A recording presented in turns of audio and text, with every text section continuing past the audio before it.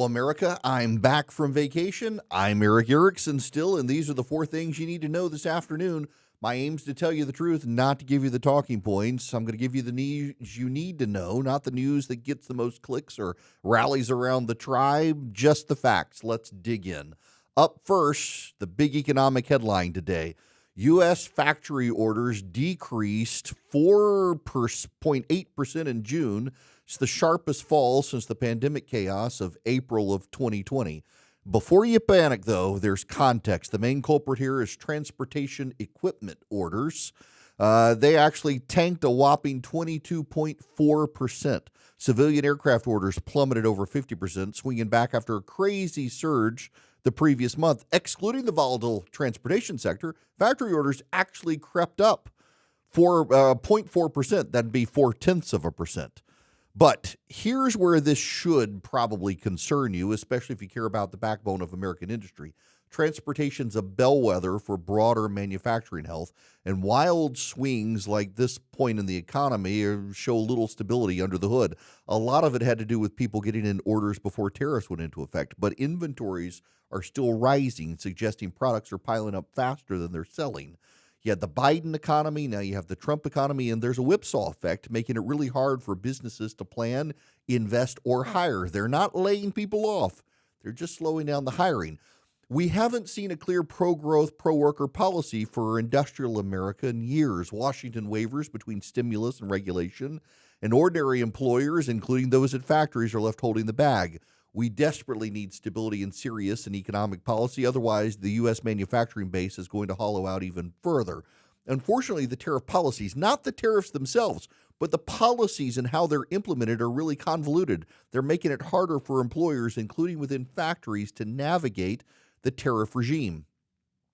Well, the next political firestorm is redistricting here in the August silly season with Washington out on vacation. If you care about fair elections, you should pay attention to this. Texas Republicans have unveiled a new congressional map designed to capture 5 more congressional seats by shifting district boundaries in Dallas, Houston, Austin, and especially South Texas, where President Trump and the Republicans performed surprisingly well in 2022 and 24. This isn't rigging the system, it's called politics, and Texas is playing by the sometimes ugly rules. Democrats are caught flat-footed because they so overplayed their hand for years that many voters in blue states embraced Republican initiatives that created independent commissions in those blue states, and that now limits Democrats' power to gerrymander. And in other states where Democrats did gerrymander, they got all the Democratic seats they possibly could. So what are Democrats doing now? They're urging blue state legislatures to start their own redistricting to offset potential GOP gains. Kathy Hochul in New York says they're going to do what they can in New York, but here's the truth. Both parties do this whenever they can. The difference is Republicans are being more ruthless and strategic at this particular moment.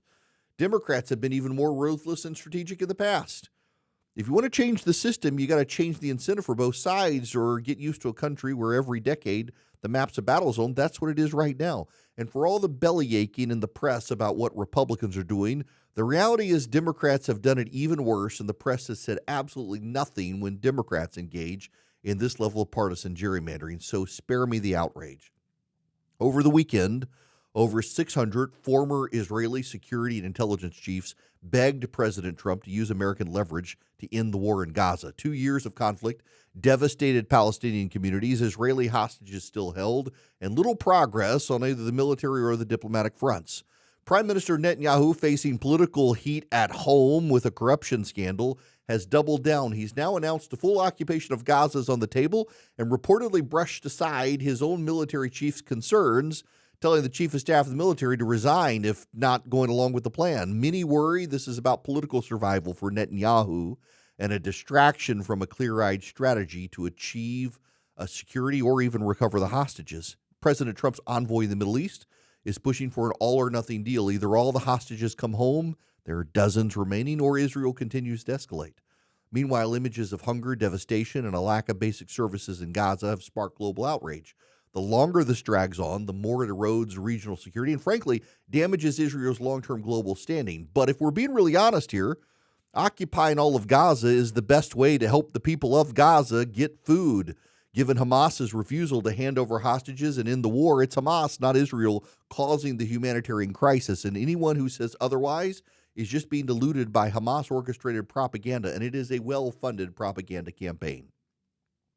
Lastly, this one sounds arcane, but it's actually hugely consequential for state and local governments. The Trump administration has tied nearly $2 billion in routine federal disaster preparedness grants to whether states and cities boycott Israeli companies. To get the money, essential things for search and rescue, hospital equipment, and even salaries for first responders, states must certify they're not participating in BDS. That's boycott, divestment, and sanction movement against Israel. Now, I'm pro-Israel and anti-BDS. I get it. The BDS movement is often driven by an anti-Semitism, and not just anti-Israel animus, but conservative constitutionalists, you got to recognize precedent matters. Making disaster aid contingent on foreign policy litmus tests, especially for emergencies unrelated to Israel, sets a worrisome precedent. Right now, it's BDS and conservatives. Tomorrow, it could be any other future administration wanting to use its leverage on any of a whole lot of topics, including climate change. At least 34 states already officially oppose BDS, so in practice, few places will push back. But I got to caution you. I wouldn't applaud hardball tactics like this without considering that power shifts hands. There's no such thing as permanent political majorities in Washington. The left will get power back and could use this playbook on religious liberty, on gun rights, on parents' rights, down the line. Spare me the idea that they'll do it when they haven't done it already. This is a dangerous precedent that's being set that the left will use against us. That's your wrap for today. Our politics are messy. Our economy's shaky. The stakes at home and abroad have rarely been higher. I'm just trying to give you the truth. Tune in tomorrow for more. In the meantime, stay informed, stay engaged, and as always, please keep the faith.